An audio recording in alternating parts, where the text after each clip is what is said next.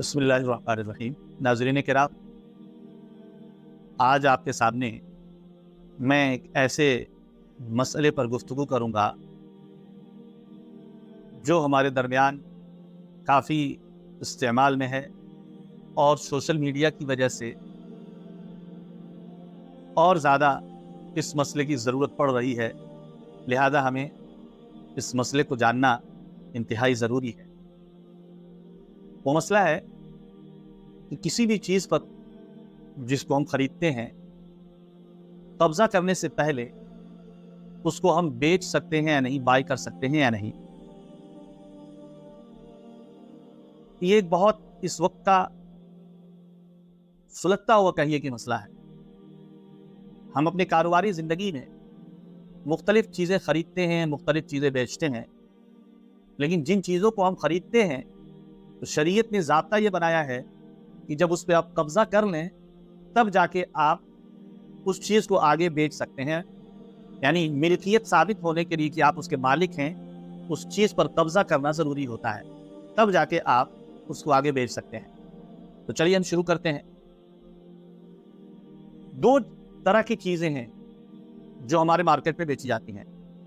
एक वो चीज़ हैं जो ट्रांसपोर्टेबल हैं, इधर उधर ले जाई जा सकती हैं, मनकूली जिसको कहते हैं, या चल संपत्ति जिसको हम कहते हैं। और एक वो चीज़ है जो अचल है, यानी ट्रांसपोर्टेबल नहीं है, नॉन ट्रांसपोर्टेबल हैं, गैर मनकूली हैं, जिसको हम इधर उधर नहीं ले जा सकते। जैसे कि बिल्डिंगें हैं, घर हैं, ज़मीन है, जायदाद है, ये तमाम चीज़ें जो इधर उधर ले जाई जा सकती हैं, मुंतकिल होती हैं, वो बहुत सारी हैं। और जो नॉन ट्रांसपोर्टेबल हैं वो थोड़ी सी हैं। लिहाजा सबसे पहले मैं इस मसले पर आता हूँ कि जो चीज़ें इधर उधर नहीं ले जाई जा सकती उनका क्या मसला है। इनका मसला ये है कि अगर ज़मीन, जायदाद, घर वगैरह हम बेच रहे हैं तो इन पर कब्ज़ा करने से पहले भी हम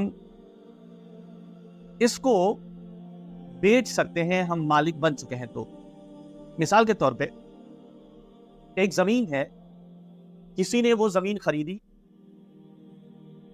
पैसा दे दिया, बायर और सेलर के दरमियान मामला तय पा गए। एक ने खरीदने की रजामंदी दे दी और दूसरे ने बेचने की रजामंदी दे दी, और इसने पैसे भी दे दिए। कागजात तैयार हुए हैं नहीं हुए हैं इसका मसला अलग है, शरीयत उसको दूसरे दर्जे पे रखती है। आपसी रजामंदी से बै हो जाती है, यानी कि खरीदो फरोख्त अंजाम पा जाता है। लिहाजा जमीन हमने जब खरीद ली तो अब हम उसके मालिक हो गए। अब कोई ज़रूरी नहीं है कि उसके कागज़ हमारे हाथ में आ जाए या उस ज़मीन पर जाके हम कोई घर बना लें, उस ज़मीन पे जाके हम रह लें, बाउंड्री वॉल इधर उधर खींच लें, तब जाके हम उसके मालिक होंगे, तब जाके हम बेचेंगे। नहीं, ये कब्ज़ा ज़रूरी नहीं है। इसके बगैर भी हम उस ज़मीन को आगे बेच सकते हैं। इसी तरह आजकल एक मसला और है, जो ज़मीन की खरीद व फरोख्त का कारोबार करते हैं उनके सामने एक सिचुएशन ये आती है कि किसान या जो ज़मीन वाला होता है, तो एक आदमी ज़मीनों को एक्वायर कर लेता है और उनसे एग्रीमेंट कर लेता है, और एग्रीमेंट करके और उनसे ये तय पाया जाता है कि भाई इन्होंने कि हाँ, हम अपनी ज़मीन आपको दे रहे हैं, और ये पेशगी उन्हें कुछ चीज़ें बैनामे के तौर पर दे देता है, और वो ये कहता है कि ठीक है, आप इसको बेचिए और बेचकर आप जितना प्रॉफिट आप कमाना चाहें कमा लीजिए। ये चीज़ें मार्केट में चल रही हैं, खासतौर से ज़मीन के ताल्लुक से, घर के ताल्लुक से। तो ये बै भी दुरुस्त है, ये बै भी जायज़ है, इस तरह की खरीदारी भी जायज़ है कि आपने ज़मीन वालों से एग्रीमेंट किया खरीदने और बेचने का उनका, और उनको बैनामा दे दिया, और उन्होंने रजामंदी दे दी कि आप इन ज़मीनों को बेच सकते हैं और बेचकर नफ़ा कमा सकते हैं, और फिर उनको जो पैसा बाकी है वो दे सकते हैं। تو آج کل جتنے بڑے زمین کے بائر ہیں اور سیلر ہیں وہ اسی طرح کے کاروبار کرتے ہیں، تو یہ زمینوں کے تعلق سے یہ مسئلہ ذہن میں رہے کہ یہ جائز ہے، کیونکہ زمینوں کے معاملے میں اس طرح کے قبضے کی ضرورت نہیں ہے جس طرح جو چیزیں ہم لے کر جا سکتے ہیں، اٹھا کر ادھر ادھر ٹرانسپورٹیشن جن کے اندر ہو جاتا ہے، اس طرح کا مسئلہ زمینوں کا نہیں ہے۔ یہ مسئلے آپ کے سامنے آ گئے، قبضہ کرنے سے پہلے ان کو بیچنا درست ہے، جائز ہے۔ اب آئیے، جو چیزیں ہم ادھر ادھر اٹھا کر لے جا سکتے ہیں، جیسے کتاب ہے ہم لے جا سکتے ہیں، ساری چیزیں ہمارے سامنے ہیں، فرنیچر ہے، لائٹس ہیں، اور بھی جتنی چیزیں ہم دیکھتے ہیں روزمرہ میں جس کو ہم اٹھا کر لے جا رہے ہیں، سپوز کیجئے، تو ان تمام چیزوں پر قبضہ کرنے سے پہلے ہم اس کو بیچ نہیں سکتے۔ اب قبضہ کرنے کی دو صورتیں ہیں، یا تو پرسنلی ہم جا کے خود قبضہ کریں، یا پھر ہم کسی آدمی کو وکیل بنائے ہائر کریں اور وہ ہماری طرف سے قبضہ کر لے۔ مثال کے طور پہ ہم نے لکھنؤ کی کوئی چیز خریدی ہے، ممبئی سے کوئی چیز خریدی، اب ہم نے اپنے کسی رشتہ دار کو، کسی جاننے والے کو کہہ دیا کہ جا کے لے لیں، تو وہ لے لیا تو قبضہ ہو گیا۔ یہی گورکھی پور میں ہم ہیں اور یہیں پہ ہم نے دوسری جگہ سے خریداری کی اور وہاں دوسرے کو بیچ کر اس سامان پر لے لیا، ہم نے قبضہ کر لیا، یہ درست ہے بالکل۔ اور اب ہم اس کو بیچنا چاہیں تو بیچ سکتے ہیں، جائز ہے یہ۔ تو چاہے ہم خود قبضہ کریں یا ہمارا کوئی آدمی قبضہ کرے، اس کے بعد ہی ہم اس چیز کو بیچ سکتے ہیں، اگر یہ چیز ایسی ہے جس کو ہم ادھر ادھر لے جا سکتے ہیں، ٹرانسپورٹیبل ہے۔ اب آن لائن کچھ مسئلے ایسے ہیں جن کو سمجھ لینا ضروری ہے۔ ڈراپ شپنگ کا مسئلہ ہوتا ہے، جس میں یہ ہوتا ہے کہ ایک آدمی کمپنی سے کوئی مال خریدتا ہے اور خریدنے کے بعد آن لائن اس کو بیچ دیتا ہے، لگاتا ہے، اس کی تصویریں لگاتا ہے، اس کے ریٹ فکس کرتا ہے اور بائی ناؤ کا لگا کر اور آگے کر دیتا ہے۔ دیکھنے والوں کے سامنے جب وہ ایڈ جاتا ہے تو وہ اس پہ کلک کر کے اس سے بائی کر لیتے ہیں، اور پھر یہ چیز اس کے پاس پہنچ جاتی ہے۔ سوال یہ ہے کہ یہاں پہ اس طرح کی بے درست ہے یا نہیں، جائز ہے یا نہیں۔ تو یہ بات ذہن میں آپ کے رہنی چاہیے کہ جب تک جو ہے اس پہ قبضہ نہ کیا جائے، اور میں نے قبضے کی دو صورتیں آپ کو بتائی، یا تو خود آدمی جو بیچ رہا ہے وہ قبضہ کر لے، یعنی کمپنی سے خریدا اور اس پہ قبضہ کر لیا اور خود بیچ دیا اسے، درست ہے۔ اسی طرح کسی اور سے قبضہ کرا لیا اور اس نے بیچا ہے اور یہ دوسرے تک پہنچا دیا، جائز ہے۔ یہاں پہ ایک مسئلہ اور بھی آ جاتا ہے ضمنی طور پہ، کہ ہوتا یہ ہے کہ جس کمپنی سے ہم نے مال خریدا ہے اس نے ہمیں بغیر چارج کے اس نے ہمیں ہمارے گھر تک سامان پہنچا دیا، اس نے اس کا پیسہ نہیں لیا۔ اب ہم اس کو بیچ رہے ہیں تو دوسرے آدمی تک پہنچانے کا جو کرایہ ہے، اس کا جو پیسہ ہے، چارج ہے، وہ ہم لے سکتے ہیں یا نہیں؟ بالکل لے سکتے ہیں، کیونکہ یہ آپ اپنے حساب سے بیچ رہے ہیں، تو آپ چارج کرنا چاہتے ہیں، نہیں کرنا چاہتے ہیں، تو آپ کو چھوٹ ملا ہے تو ضروری نہیں کہ آپ دوسرے کو چھوٹ دے دیں، لہذا یہ بیچ سکتے ہیں۔ یہ ضمنی طور پہ بات سمجھ لینی چاہیے۔ چلیے اگلا مسئلہ، اگر اسی طرح ری سیلنگ بھی ہوتی ہے کہ کسی کمپنی سے سامان خرید لیا اور خریدنے کے بعد ہم تصویریں لگا کر بیچ دیتے ہیں اور پھر کمپنی سے سیدھے سامان وہاں جاتا ہے، تو یہ جائز اور درست نہیں ہے۔ کیوں؟ اس لیے کہ ہمارا اس پر کسی طرح کا قبضہ نہیں ہوا، نہ ہم نے اس پہ قبضہ کیا اور نہ ہم نے کسی کو اجازت دی کہ وہ قبضہ کر لیں۔ اس لیے خریدی ہوئی چیز پر قبضہ کرنے سے پہلے اس کو بیچنا جائز نہیں ہوگا، درست نہیں ہوگا۔ کیوں نہیں ہوگا؟ اس لیے کہ خریدنے اور بیچنے کے متعلق آپ نے پچھلی ویڈیوز میں آپ نے دیکھا ہے کہ اس کے اندر اگر کوئی خرابی نکل آتی ہے تو جو واپس کرے گا تو آپ کے پاس واپس کرے گا، اور پھر آپ نے جس سے خریدا ہے اس کو واپس کریں گے۔ آپ نے تو دیکھا ہی نہیں، قبضہ ہی نہیں کیا، اور پھر وہ چیز دوسرے کے سامنے پاس چلی گئی، تو کیسے آپ اس چیز کو دوسرے کے پاس واپس کر سکتے ہیں؟ یا ذمہ داری यहाँ पे ये होता है कि फिर वो माल उसी मालिक के पास चली जाती है, वो जिम्मेदार क्यों होगा? बेचा आपने, जिम्मेदार वो क्यों होगा? आप तो सेकंड बायर हैं, सेलर हैं।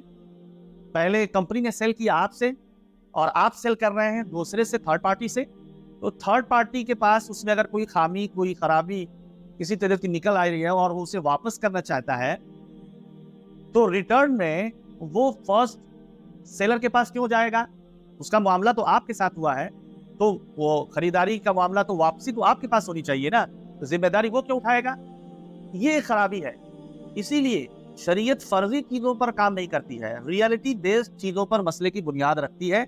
और रियलिटी यही है कि आपका कब्जा होना चाहिए, और ऐसा कब्जा जिसपे आप रिस्पॉन्सिबल हों, आप जिम्मेदार हो।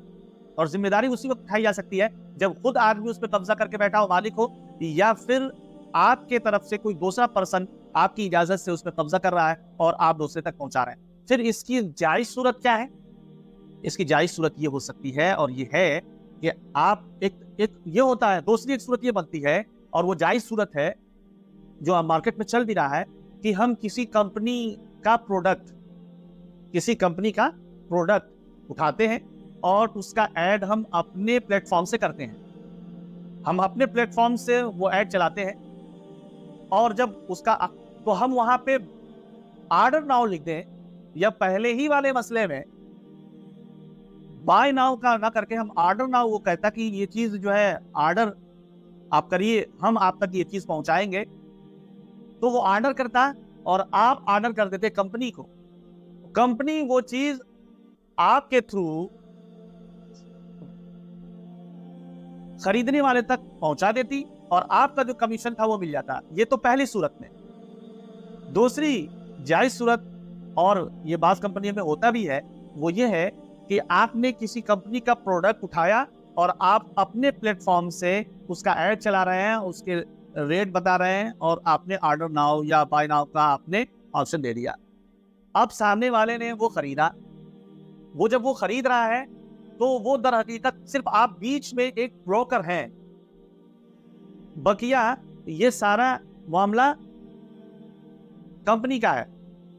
आपको उसने जब बुक किया, बाय किया, आपने वो चीज दूसरे से लेकर, उस कंपनी से लेकर इस तक दे पहुंचा दिया, बीच में आपका काम ब्रोकर का हो गया। तो ये चीज चूंकि आपने खरीदा नहीं है, इसलिए कब्जा करने की जरूरत नहीं है, इसलिए आप उसे आगे सेल कर सकते हैं। सिर्फ आप बीच में एक ब्रोकर है, आपको आपकी ब्रोकरिंग का जो कमीशन है वो मिल जाता है। ये भी जायज है। तो जायज सूरतें मौजूद हैं, इसके बावजूद हमारे नौजवान नाजायज चीजों में फंसे हुए हैं, और हम ये समझते हैं कि खरीदो फरोख्त के कोई मसले नहीं है, इसलिए हम नाजायज चीजों में फंस जाते हैं। हमें इन चीज़ों से गुरेज करना चाहिए। नमाज, रोज़े और हज और ज़कात की तरह ख़रीदो फ़रोख्त के भी मसाइल हैं, बेचने, सेलिंग करने और बाइंग के भी मसाइल हैं, उन्हें हमें सीखने की ज़रूरत है। इसी तरह एक और मसला हो जाता है कि हम बीच में ब्रोकर बनकर सामानों को बेचते हैं, तो उसमें कभी कभी ये सिचुएशन आ जाती है कि कंपनी ये कहती है, सामने वाली पार्टी ये कहती है कि आप इसको 1000 या 10,000 या 20,000 या 1 लाख रुपए में सेल कर दीजिए, और इसके ऊपर आप जितना बढ़ाकर आपकी मर्जी हो बेच लीजिए, वही आपकी कमीशन, वही आपका फायदा होगा। सवाल ये है कि ये सूरत जायज है या नहीं, इसको अच्छे से समझ लें। क्या सूरत होती है? कंपनी या जो भी सामने वाली पार्टी है वो ये कहती है कि इस चीज को 10,000 रुपए में हम दे रहे हैं, आप अपना रेट जितना फिक्स कर लीजिए, उसके ऊपर जितना नफा आप लेना चाहें ले लें, हमको एक फिक्स अमाउंट 10,000 रुपए या 1 लाख जितना वो तय कर रही है हमें देने। सवाल ये है कि क्या इस तरह के बीच में ब्रोकरिंग करके जिसमें कमीशन तय नहीं है, मुतय्यन नहीं है, जायज है या नहीं? तो जायज नहीं है। क्यों जायज नहीं है? वजह इसकी है कि शरीयत ये कहती है कि चीजें तय होनी चाहिए। एक बुनियादी उसूल और ज़ाब्ता है खरीदे और बेचने को लेकर कि हर ऐसी चीज जो मुफ़ज़ी इलन निज़ा हो, यानी झगड़े तक पहुंचा रही हो, शरीयत उस चीज पर रोक लगाती है और उस चीज को, उस रास्ते को बंद कर देती है। यहाँ यही है। 10,000 रुपए में तो अब न मालूम इसको कितना मिलेगा, नहीं मिलेगा। ज्यादा मिल गया तो उसको भी आंख लग जाएगा कि वो 10,000 हमने कमाया है, इसने तो दुगने में दाम में बेच दिया, 20,000 कमा लिया है।